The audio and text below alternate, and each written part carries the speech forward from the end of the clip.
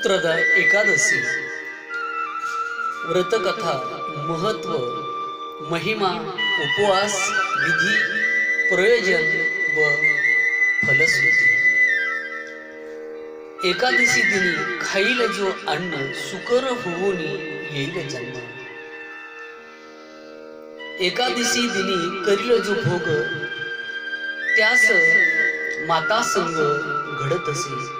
एकादशी दिनी खेळेल सोंगटी काळ हानील फुटी गुदस्थानी। रजस्वी शोणित सोडिल्या सिविल्या समान तांबूल चरवणा करील जो। नामा म्हणे नाही माझ्याकडे दोष पुराणी व्यासवाक्ये आहे। अशा प्रकारे जी एकादशी ती एकादशी केल्याने आपलं फारसं काही नुकसान होत नाही। एके एकादशी करिता काय वेचे उपवासी राहता काय वेचे।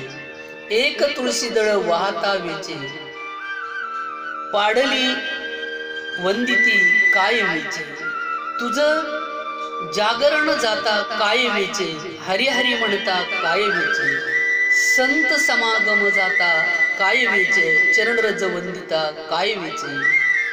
एक दंडवत करिता काय वेचे अपराधी मनविता काय वेचे। एक प्रदक्षिण करिता काय वेचे तीर्थयात्रेशी जाता काय वेचे। ऐसी निमाली भक्ती काय का न करसी निर्दैवा। नामा म्हणे केशवा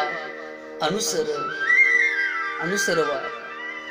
याप्रमाणे एखादं एकादशीचं व्रत केल्याने आपलं फारसं काही नुकसान होत नाही। एखादी प्रदक्षिणा केल्याने काही नुकसान होत नाही। एखादा उपवास केल्याने आपलं नुकसान काही होत नाही, उलट आपल्याला त्याचा फायदाच मिळत असतो। सुमारे 5000 वर्षापूर्वी भगवान श्रीकृष्ण आणि धर्मराजाला या पुत्रदा एकादशीची कथा त्या ठिकाणी सांगितलेली आहे। तर ही जी कथा आहे ही कथा त्या ठिकाणी राजा धर्म युधिष्ठिर ऐकत आहे आणि भगवान श्रीकृष्ण पुत्रदा एकादशीची कथा त्या ठिकाणी त्यांना सांगत आहे। भगवान श्रीकृष्ण म्हणतात, हे धर्मा जरा अवधान दे, नीट लक्ष दे, चित्त देऊन ऐक। फार फार पूर्वीची एक कथा आहे। कृतयुगा संपत असताना महिष्मती नगरीमध्ये महिजित नावाचा राजा राज्य करत होता। तो सर्व सुखाने परिपूर्ण होता, त्याला सर्व सुख अनुकूल होते। पण एक गोष्ट मात्र होती की त्या राजाला पुत्र संतान नाही आणि पुत्र संतान नसल्यामुळे तो नेहमी दुःखी उदास बेचैन असायचा। एक दिवशी राजाने आपल्या राज्यामध्ये राजसभा बोलवली। सर्व त्याची प्रजा जो पुत्राप्रमाणे आपल्या प्रजेवर प्रेम करत होता, सर्व सहकारी नातलग आप्तइष्ट सर्वांना त्या ठिकाणी मित्रपरिवाराला बोलवलं आणि त्यांनी सांगितले की आजपर्यंत मी माझ्या आयुष्यामध्ये कोणत्याही प्रकारचं मी पाप केलेलं नाही, मी पुण्यकर्म करत आलेलो आहे, सत्य मार्गाने चालत आलेलो आहे। परंतु मी एवढं सत्यकर्म करून एवढं पुण्यकर्म करून मला मात्र संतान नाही आणि म्हणून याच्यावर काहीतरी कारण व उपाय आपण शोधला पाहिजे। आणि म्हणून तो सर्वांना विचारत होता, पुत्रहीनस्य मे राज्यम सर्व दुःखाय कल्पते। जर आपल्याला पुत्र नसेल तर त्या ठिकाणी तो कितीही जर मोठा असेल तरी त्या संपत्तीचा सामर्थ्याचा त्याला काहीच उपयोग होत नाही। तेव्हा सर्वजण ती प्रजा लोक शेवटी लोमस ऋषी जे महाज्ञानी त्रिकाळज्ञानी असणारे अतिशय तपस्वी असणारे ब्रह्मनिष्ठ असणारे ईश्वरनिष्ठ असणारे ही सर्व राजाची प्रजा शेवटी त्या लोमस ऋषीच्या आश्रमाकडे गेलेली आहे। त्या ठिकाणी गेल्यानंतर त्या अरण्यामध्ये तो आश्रम ते जंगल आणि जंगलामध्ये ज्यावेळी ऋषी साधना करत असताना सर्व प्रजाजनांनी पाहिली, त्यावेळी सर्वांनी त्या ठिकाणी श्री संताची या माथा चरणावरी साष्टांग हे करी दंडवत आणि म्हणून त्या ठिकाणी नम्र झालेले आहेत। नमिता मान अपमान गळाले याप्रमाणे आणि सर्वांनी त्या ठिकाणी ऋषीमुनींची प्रार्थना केलेली आहे की आमचा राजा त्याला मुलगा नाही आणि त्यामुळे आमच्या राजाला मुलगा नसल्यामुळे आमचा राजा दुःखी आहे, आम्ही सर्व प्रजाजन दुःखी आहोत आणि कितीही राज्य ऐश्वर्य असेल तरी जर मुलगा नसेल तर ते संपूर्ण वैभव ऐश्वर राज्य हे मातीमोल असते.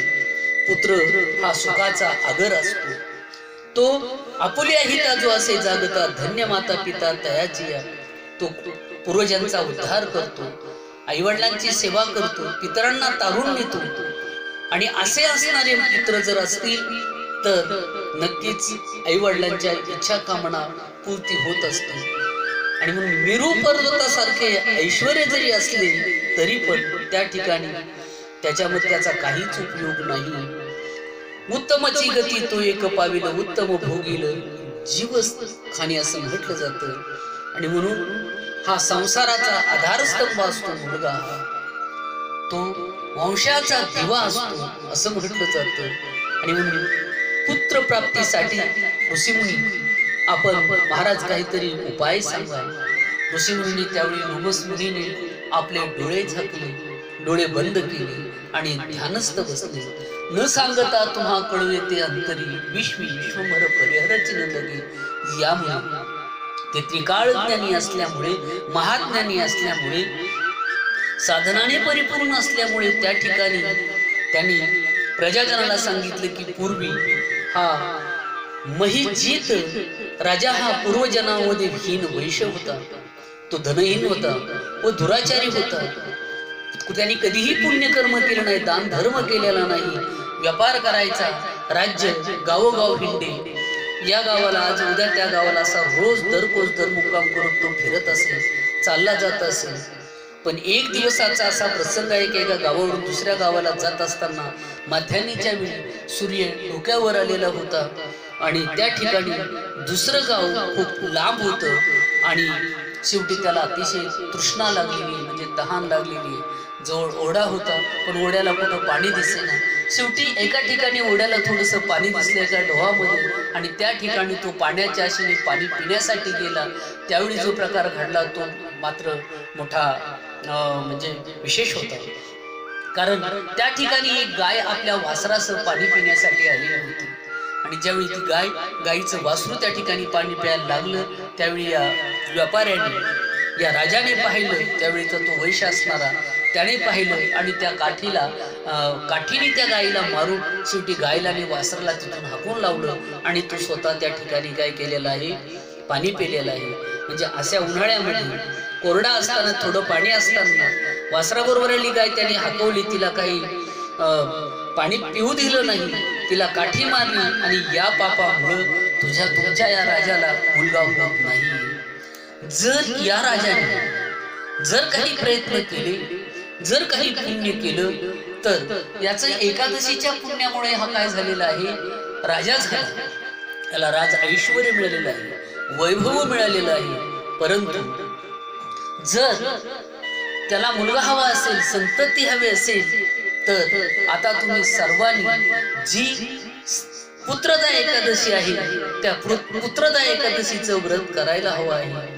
आणि जर तुम्ही सर्वांनी पुत्रदा एकादशीचं व्रत केलं आणि त्याचं पुण्य जर तुम्ही राजाला अर्पण केलं तर निश्चितपणे राजाला कोणतं पुत्र संतान झाल्याशिवाय राहणार नाही.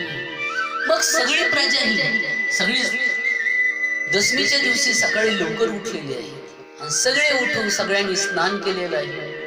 आंघोळ केल्यानंतर, नित्यनेम केल्यानंतर, देवधर्म केल्यानंतर, पूजापाठ केल्यानंतर त्या ठिकाणी दिवसभर ईश्वराचं चिंतन केलेलं आहे, भजन केलेलं आहे, चांगलं कथाकर्म केलेलं आहे, कथा ऐकलेले आहेत, भजन कीर्तन केलेलं आहे आणि संध्याकाळी फक्त एक टाइम ते सर्व जेवत असतात. अशा प्रकारे एकादशीच्या दिवशी ज्यांना शक्य होतं ते निराहार राहायचे, ज्यांना बिलकुल जमत होते थोडंसं दूध किंवा फळं घ्यायचे आणि काही तर नुसते पाणी घेऊन राहायचे, काही निर्जल म्हणजे पाणी सुद्धा घेत नव्हते. अशा प्रकारे त्या राजाच्या महिष्मती नगरीतील जो राजा होता त्याच्या नगरीतील लोक याप्रमाणे त्या ठिकाणी काय करत होते की एकादशीचं व्रत करत होते.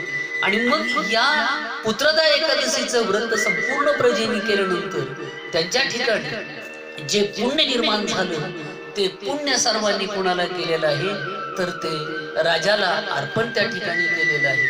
आणि हे सर्व पुण्य राजाला अर्पण केल्यानंतर त्या ठिकाणी त्या पुण्यामुळे पुढे राजाला पुत्र संतान झालेला आहे.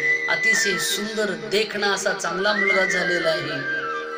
त्याला मुलगा झाला तो कशामुळे झाला असेल तर त्याचं मेन कारण म्हणजेच या पुत्रदा एकादशीच्या व्रतामुळे या ठिकाणी राजाला पुत्र झालेला आहे. आणि म्हणून ही श्रावण महिन्यामध्ये शुक्ल पक्षामध्ये येणारी एकादशी जर कोणती असेल तर तिचं नाव पुत्रदा एकादशी असेल. ह्या एकादशीचं आपण जर व्रत प्रामाणिकपणे केलं, उपवास केला, उपवास म्हणजे म्हणजे जवळ आणि वास म्हणजे त्यांच्या सानिध्यामध्ये आपण जर चांगली कर्म या कालामध्ये केली, तिचा जर महिमा ऐकला, विधिनीतीची जर आपण सेवा केली, एकादशी धरली तर त्याचं प्रयोजन काय आहे तर आपल्याला पुत्र संतान प्राप्त होईल. आणि म्हणून अनेक लोक जे निसंतान असतात ती लोक या पुत्रदा एकादशीचं व्रत करत असतात. आपणही या पुत्रदा एकादशीचं व्रत करावं. आपल्या जीवनामध्ये आपलं ऐश्वर्य आपल्याला पुन्हा मिळेल, आपलं वैभव आपल्याला पुन्हा मिळेल. आपल्यालाही ज्याला पुत्र संतान नसेल त्याला पुत्र संतान त्या ठिकाणी प्राप्त होईल. अशाही ही एकादशी हा उपवास आहे. आणि या ठिकाणावर विकारावर मात करण्यासाठी, आपली तब्येत चांगल्या राहण्यासाठी, या ठिकाणी जे आता शरीरामध्ये चरबी निर्माण होती ही चरबी कमी होण्यासाठी देखील उपवासाची अतिशय आपल्या जीवनामध्ये आपणा सर्वांना त्या ठिकाणी काय आहे गरज आहे. आणि म्हणून ही पुत्रदा एकादशी श्रावण शुक्ल पक्षातील आपण सर्वांनी करावा आणि आपल्या जीवनामध्ये आपणही पुण्याचा संचय करावा. हरिमुखे म्हणा, हरिमुखे म्हणा, पुण्याची गणना कोण करी.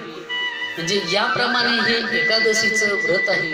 आम्हा व्रत एकादशी देव केशव तीर्थ तुळसी अनेक नेनोबा साधन अमुचा विषय हरी कीर्तन सतसंग निरंतर प्रेम धन हे भांडार दसमी एकादशी आल्या कैवल्याच्या राशी. म्हणजे अशा प्रकारे आपण ही एकादशी आपण करावी आणि त्याचं पुण्य आपल्या जीवनामध्ये आपण प्राप्त करून घ्यावं. आपलं नक्कीच कोट कल्याण झाल्याशिवाय राहणार नाही आणि ईश्वराची प्राप्ती आपल्याला झाल्याशिवाय या ठिकाणी राहणार नाही.